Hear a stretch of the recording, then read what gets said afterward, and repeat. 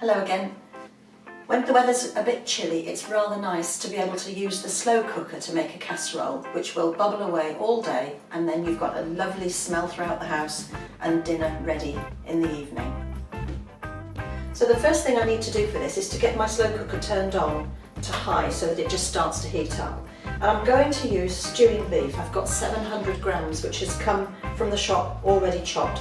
You can get it from the butcher, cut it up yourself and trim it. You can use braising steak, you can use brisket. You choose whichever meat you want to use, but a cheaper cut is the way to go because it cooks for a long time, so it gets nice and tender.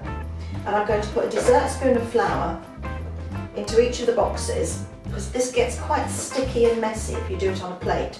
So put it in the box and then coat the meat, just turn it over, and the flour will thicken this as it cooks and you won't get lumps. It's quite a neat way of doing this. So that's the first one done. We'll just tip these in when they're coated. Right, so there's our second box. So I've got 700 grams and that goes in. Don't let the piece of paper go in. And the second one. Right, that's that. Now, the next thing to add is some wine. And the reason for that is because it gives it a real depth of flavour. So really, if you've got some red wine, you don't have to do this, but a glass of wine, so let's say that much, and that goes in next. Okay. And then you're going to put in a tin of tomatoes, and I've got Italian chopped tomatoes. And we're going to use the can, we're going to put water in it, which will rinse out all of the tomato residue and give us that little bit of extra liquid. So in go the tomatoes, and then I'm just going to refill the can with cold water. Give it a swirl, and that goes in.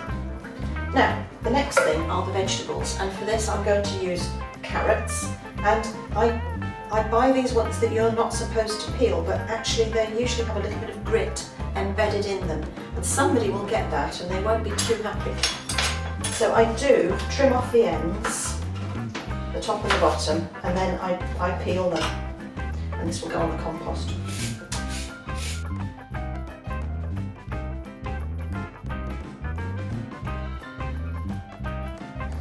So that's my carrot peeled, and the next thing to do is to cut it into chunks.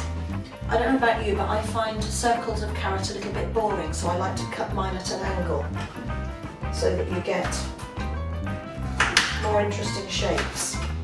If you look at that, that just looks a bit more interesting than just a circle of carrot. So I've got 3 carrots here.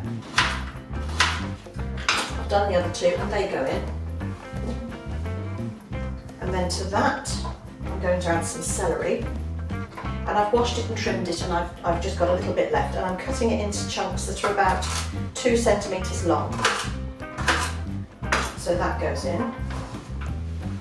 And you can vary the vegetables according to your family's preferences. I've got some garlic next. I'm going to leave it whole, but you do need to peel it to get the paper off it.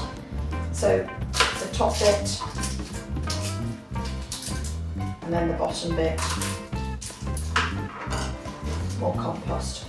And I've got 5 cloves of garlic. Now, if you don't like it, you can leave it out, but if you do, like us, you can put it in quite a lot. So that's the garlic, a Bouquet Garni, a beef stock cube. Now, I don't know whether you realise this, but if you open up the flaps and squeeze it, it creates the powder so that you can just tear off the corner and it pours in. And then I've also got a leek. Now, when you're preparing a leek, sometimes you get roots, you need to cut that off. Often you get really tall green grassy bits on the top.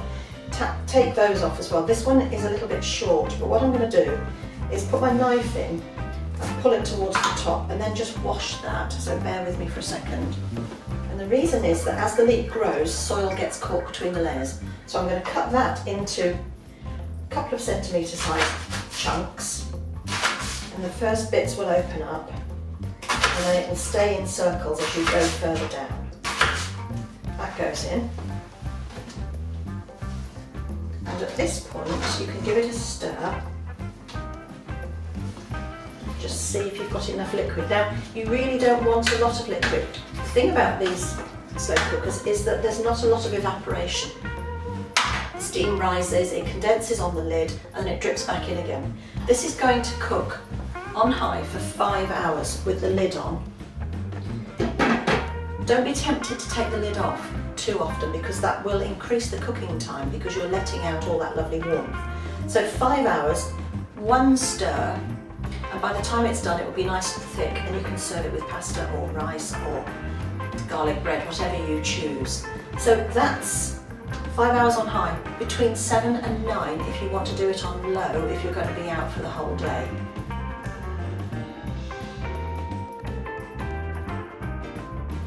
Now, if you want something that's a little bit more elaborate, I've got another way of making a beef casserole, and it involves these ingredients.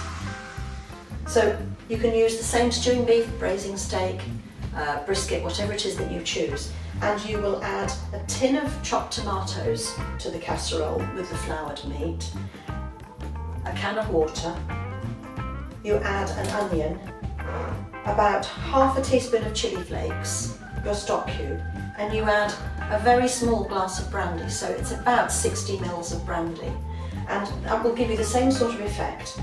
It will cook for 5 hours again on high.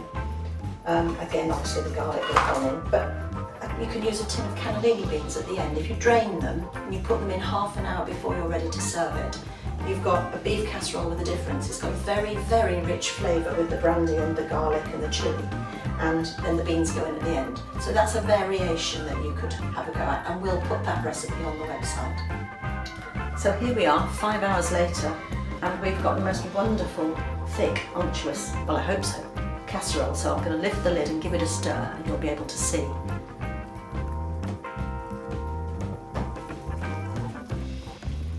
The Bouquet Garni is on the top. I'll make sure I take that off.